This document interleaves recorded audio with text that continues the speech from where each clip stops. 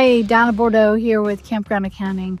Wanted to do a quick campsite critique for you. Many times owners of campgrounds get all involved in the activities and the amenities, but the one step they might not always include is looking at the campsite and how the first impression and the last impression are actually made by getting into the campsite. So I'm going to give you a little overview and show you a few things that I suggest for you. All right, I am at a campground and here is my site. Now I want to show you first off some things they did right and some things they did wrong. So looking around here, we got roads are paved and sites are paved, so that's wonderful. What I would like to suggest is that the roads need to be wider. Especially when you see these turns coming up. I'm going to be talking to you about how to satisfy all of your campers, and that goes for little guys as well as the big rigs. And you can see here we've got a 45-foot rig with a full-size pickup truck towing behind it. So some of these curves are tight to make with that. So we always try to unhook first. But many times campgrounds tell us, oh no, you can unhook at your site because they don't want to clog up the front. It's not always possible when you've got small windows of curves here. Another thing that many campground owners do is they put in obstacles to keep people from making these ruts. You see those corners? That is as a result of your curves being too tight. So don't put in obstacles, instead fix the problem. Widen the road on the curves. Now this is a unique site that I'm in. It actually has two heads up here at the front to get into two sites from the same entrance because it's on a curve. But the one nice part here is for the big rig, this is kind of friendly because we can pull straight on down the road and back straight into that site. That's good. However, look at the width on my site here. Do you see my steps there? I don't know if you can see, but we're taking up every inch of width on this site. So make sure you're making your sites wide enough. Also, I want to take a look at the slides. Okay, when we have slides coming out the side, those sizes of your pads don't extend, and typically the slides are extending over into the grassy areas. When you put trees in there and shrubs, we're bumping up against those. And that is the last thing that big rigs want to do. Big rigs don't want trees and shrubs in their sites blocking things. So you can see we got to maneuver around a bush here to get in or out of our site. And this tree over here, the reason we are so far to the left is that this tree over here has some branches that are sticking out that are going to rub down the side of the coach on the way in the site.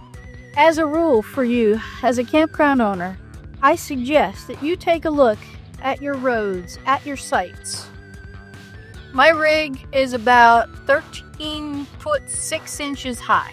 So I want you to give it a little clearance because there are others who are taller, especially toy haulers nowadays and fifth wheels. They can be very tall. So take a look. I want you to take a stick around with you that is 16 feet tall. You say, Donna, you're 13.6. What in the world do I got to be worried about 16 feet for? Well, because when it rains, those trees sag and those limbs drop. So I want you to have full clearance available. So take a 16-foot stick, walk your park anywhere that a rig could be or that a slide could be, cut that tree. Okay? Also, a lot of people like to put these lovely trees and shrubs in between sites. That's lovely. As a big rig, there are obstacles. And these rocks. Now, these are not examples I've seen where they'll put a rock right here on this corner to make sure I don't back into the grass. Well, that is not very friendly. That's like putting up a fence, okay? I don't want to have obstacles because the last thing you want to do is have somebody come into your park and damage their rig on the way in or the way out. I will tell you for sure that when that happens, I never want to go to that campground again. I'm thinking one in particular in New York State, where I actually carry loppers in the rig. I'll go out and cut your trees if you won't cut them. I know that's not a very popular opinion, but I'm not going to let your trees gouge up the paint on my rig because you don't know how to trim them for friendliness to your campers. So please make sure you're getting a good guest experience. Let's take you around the back a minute.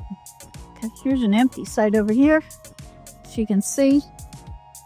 All right, now you can see where the front of my truck is on this site. It's all the way up there.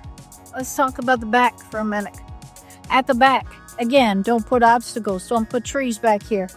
Don't put anything that's going to be within a 5-foot radius of where a rig or a slide would be. That's your best case scenario.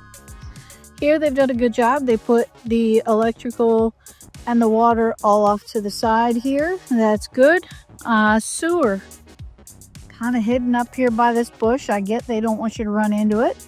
And I guess that's not too far off, so that's fine. The pad here, remember, the reason I say don't put things behind is we haven't done it here, but typically you're going to take those back tires and back them all the way back to the edge of the pad to give you the most space up front. So you don't want to put anything to the back. Now here we didn't need to do that, and I didn't feel like going all the way back. Also beware, some people are better drivers than others, and maneuverability is often an issue. This has a pretty steep drop right off the back of that pad. I would suggest that we did not do it, but some people will back right off the back of that pad and get stuck coming back up. So be careful of that. I would suggest maybe they put some pavers here in the back or something to make sure that people don't get stuck when they back in. But you can't fix everybody's problems. I get it. Okay? So see those shrubs? They could use a little trimming. And that tree up there, when you see my view, looking out the driver's window, once we close up that slide, it'll be a little better, but be careful where you put your trees.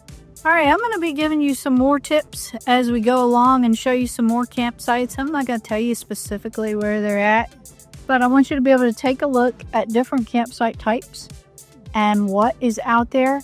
And I want you to use your campsites to make great guest experiences as well.